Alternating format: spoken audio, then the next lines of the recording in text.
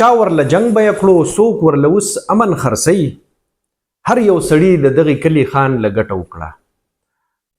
محسن نقوی صاحب تېره ورځ چې کوم بیان ورکو نو په دغې شعر کې تاسو کتلی شئ چې هر یو سړي د دغې کلي خان له ګټه وکړه.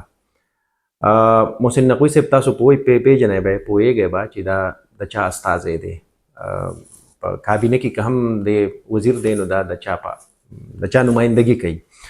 بهرحال محسن نقوی صاحب دغه یو خبرې د هغې یو څو پوینټس د هغه د بیان چې یو خو دا ده چې سیسټم کولیپس شوی دی. دا اقرار چې کوم دی نو په کار و چې مخکې شوی وی.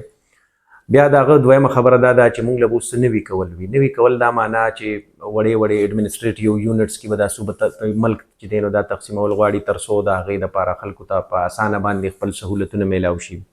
بیا دغه خبر چې ټول سیاستدانانو نه به یو ځای کېدل وي دا د یو پارټۍ یا د دوو پارټو د وس کار نه دی. او دغه خبره یې هم وکړه چې فوج خو چې تر څو پورې کولی شوه نو وی کړه. خو محسن نقوی صاحب یو سوال دا هم دی چې دا سیسټم چې کوم مونږ یادو که نه چې دا کومه طریقه باندې روان دی نو زموږ د خلکو خو دا سوچ دی او هم تاسو راله دا سوچ جوړ کړی دی چې ګنې دا سیس چې دی نو دا خو فوج چلی. یعنی مونږ دا وایو دغه سیاستدانان اوس که تو سیاسي سړی یې نو هم پکار ده چې ته دا وضاحت وکړې چې مونږ تا د سیاستدانانو په تله کې واچو او که نه مونږ تا د چا په نمایندګانو په تله کې واچو.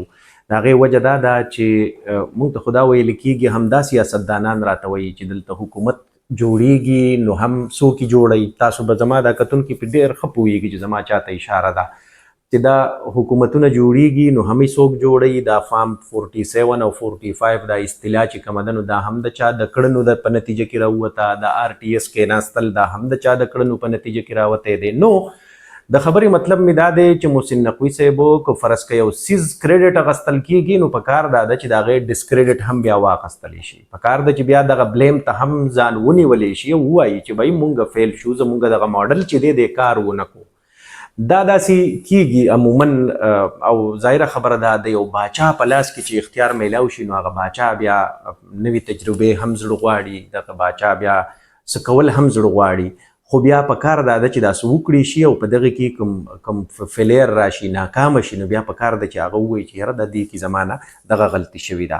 داسې وخت په وخت باندې مونږ کله صدارتي ماډل واورو هم د دغه شانتي ماوت پیسز نه د دغې په شانتي د خلکو نه کم چې د فوج سره کینی پاسي او بیا بهر راشي او بیا خبره وکړي نو خلک وایي چې بهی دغه مطلب دا دی دا چې څه غواړي نو دا دی چې دا کومه خبره کوي نو خلکو ته هغه کوارټرز معلوم وي.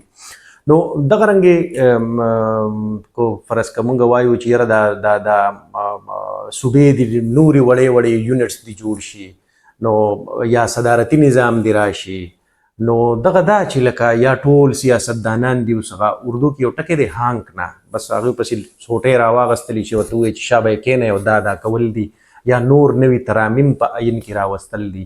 نو په دغې باندې مونږ پوه یو چې دا به د چا په وینا باندې کېږي. خو بیا مونږ صرف دغه یو دونه غونته عرض کوو چې کم از کم که فرض که دا سیز ناکامه شي نو چې بیا دا وویلی شي چې یاره بهی دا ناکامي هم مونږ زمونږ د وجې نه وشوه یا زمونږ دغه ماډل چې کوم دی نو دی کار ونه کړو.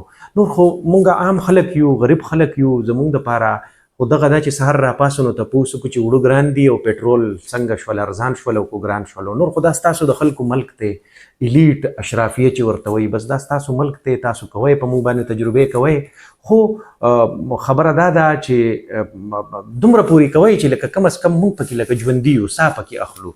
دغه عمره یو درخواست دی.